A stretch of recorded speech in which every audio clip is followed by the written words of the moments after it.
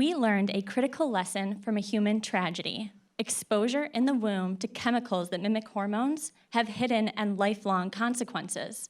The story goes, pregnant women were given the synthetic hormone diethylstilbestrol, or DES, to prevent miscarriage in the 1940s. It took 60 years to realize the harm of this practice, that women exposed to DES in the womb, known as DES daughters, had an increased risk for breast cancer later in life.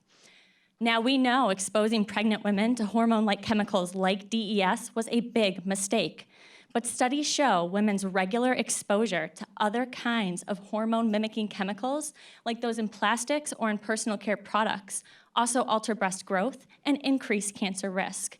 What can we do to prevent the next insert chemical name here generation of daughters? Because 60 years is too long to wait to find out whether an exposure could increase our cancer risk.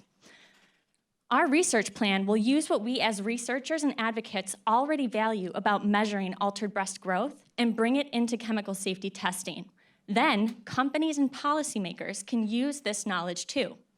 We value the rodent mammary gland because it is a top-notch biological indicator, and as a good model for the human breast, can show us in the most sensitive way a chemical's potential to influence women's health and breast cancer risk. Like the way we see growth rings in a tree, each layer and its position or thickness reveals something about the life history of the organism, its interaction with the environment, and perhaps can predict its fate.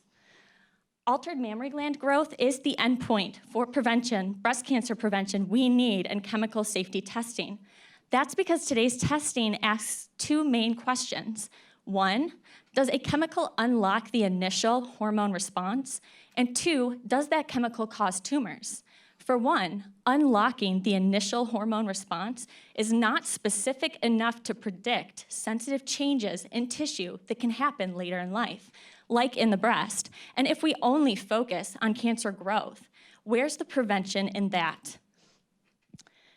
Our research plan builds on the past efforts of CBCRP and Dr. Sue Fenton. We want to bring together many research labs to develop best practices for measuring altered mammary gland growth following chemical exposure.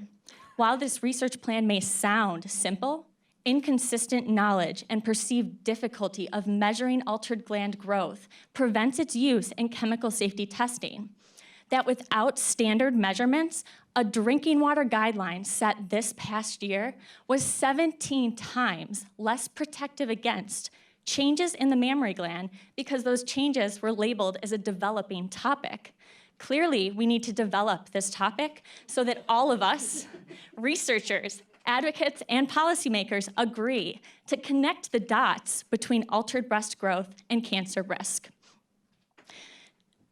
Now, while womb exposure was critical in the case of DES daughters, other windows of breast growth are significantly vulnerable to chemical exposure: preconception, puberty, and pregnancy. Connecting chemical exposure to altered breast growth in these other windows will finally close the decades-long gap between exposure and risk to promote lifespan protection. And together, we can make prevention happen now.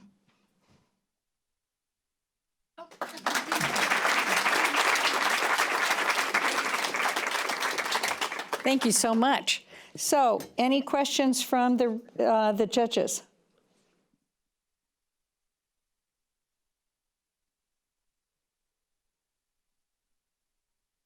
Are you thinking? I'm thinking. Okay. Well, let me ask one. Let's see, where am I? Okay. And this would be so fabulous if it was created, obviously, and your idea about how it be a standard in the world would be terrific. What do you think is the current government climate that's going to impact making this a standard? Well, I think it's such a lovely government climate right now.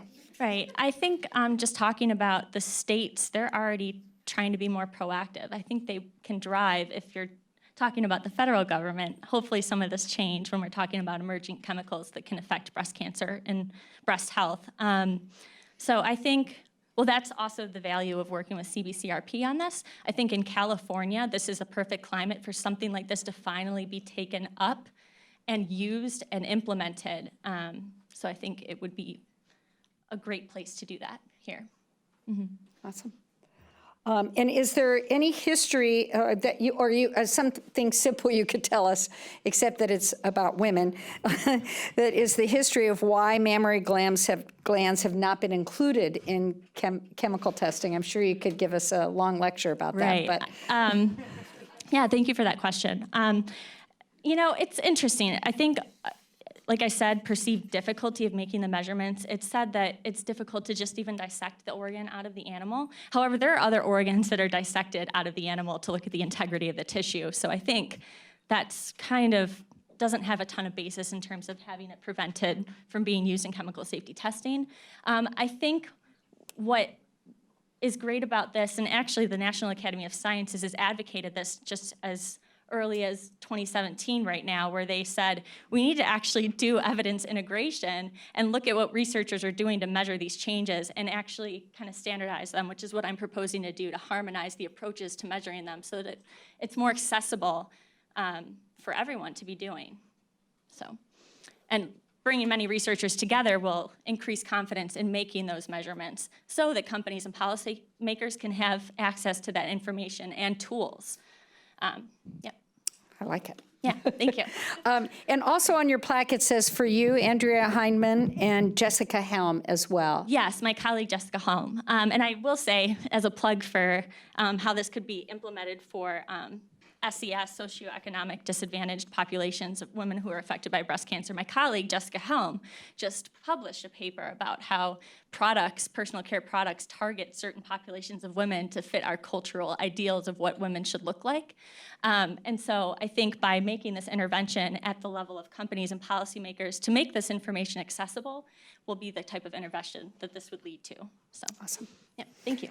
I also apologize if there were other co-presenters for these awards. I apologize if I didn't mention your name.